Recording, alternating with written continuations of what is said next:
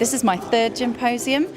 I've spoken at two, but this is my third, and I've really enjoyed each one. I've learnt so much from other craftspeople, scientists, journalists, and also those who serve the consumers in bars and off-trade and on-trade premises. I've learnt so much about gin from these meetings that I will always come to them, and I would recommend that everybody does, because not only do you meet some very interesting people and are able to network with those people, but you also always learn, and I think you can't learn too much about gin if you're going to be producing it.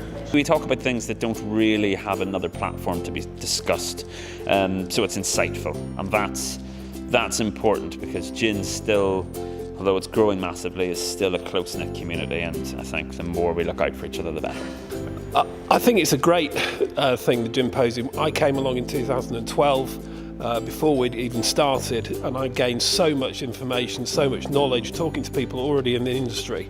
So for me, it's kind of a must-do place to glean that knowledge and information and see what people that actually know what they're talking about, what they're up to. So for us, it's a real learning process. So it's key for us, I believe. I'd seen other videos from other Ginposiums before, and there were some very interesting talks. Some talks which had quite a scientific aspect to it, so that appealed for my scientific nature, like Anne Brock and others who were really looking at things from a scientific point of view. And I felt that I could, give a contribution to Ginposia with that.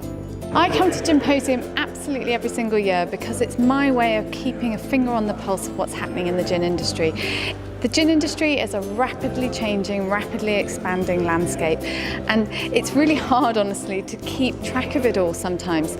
All the talks here today emphasise the different aspects of what's changing, from brand, from ingredients, from styles, from trends, and it's really fantastic. Ginposium, I think, has established itself in the calendar.